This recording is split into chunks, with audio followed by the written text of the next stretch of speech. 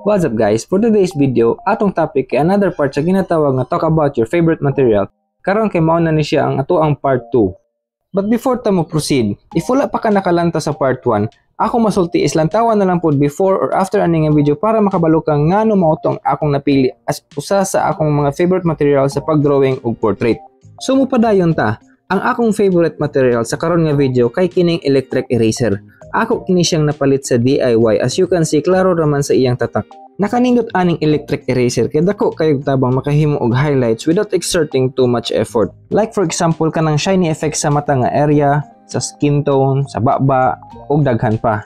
Kung makapalit ka ani sa DIY, naa na pud ni siya kuyog nga mga bala or iyang mga eraser and eraser holder. Medyo daghan jud siya. Ug base sa akong paggamit for almost or more than a year na ata, wala pa ko kahurot sa akong naabri nga bala.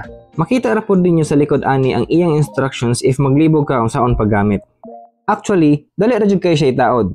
Wala na kay daghan nimuon kundi imo ra isulod ang eraser sa eraser holder. Pag humuan iduot ra dayon nimo pasulod. Pag humuan iduot ra dayon nimo pasulod. Humuan iduot ra dayon nimo pasulod. Bansay kay ko mo explain no. Bahala na mong sabot basta nakita bito sa video giunsan ako. Ug since electric eraser man ni, of course need ninyo battery duha ka buok na AAA para mo andar siya. So karon atong sulayan unsay agi niya ug unsa kasayon mohimo og highlights gamit ang electric eraser. Of course need tag papel. And na ako charcoal pencil diri nga soft. Kaning soft baga kayo ni siya agi or dark kayo ni siya. Naapod ko graphite pencil 2B para matest nato unsay agi niya sa lain-lain nga medium. Ako na pud gi-appeal ang colored pencil diri para makabalo jud ta kung kaya ba niya mo erase maskin colored pencil. Giuna na nako ang charcoal nga wala ra nako gi-blend ug mao ni iyang result.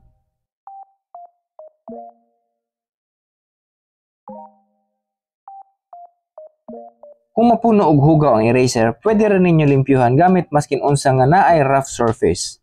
Pero mas maayo if naamoy liha or sandpaper kay pwede pod ninyo magamit para mapatalinis ang eraser. Og gisunod na nako ang graphite. Medyo dali ra siya og dili kayo mahugaw ang eraser kumpara sa charcoal.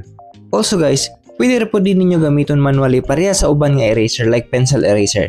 Dili pasabot kay electric, magsige na lang pod ninyo patuyokon kung magpala. Depende na lang dyan sa inyong diskarte. Pinakaulahi kay ang colored. Almost the same siya sa charcoal palaon, medyo dugay o dali mo pilit ang color sa eraser. Most of the time, need jud limpyuhan ang eraser para mas effective pod siya inugpala.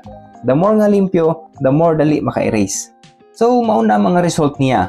Unsay masulti ninyo guys? Comment down below daw kung worth it ra ba ingon ani nga material or dili. Ug diri ra ko to batong video, ayaw kalimot i-share kini para makita pod sa uban nga mga artist hilabi na sa mga baguhanon. And of course, pa-like and follow na lang pod if nakatabang or nakahatag kini gamay nga information para mas mapa-improve inyong pagdrawing. So daghang salamat guys and God bless sa inyo ang tanan. See you sa next video para sa ato ang favorite material part 3.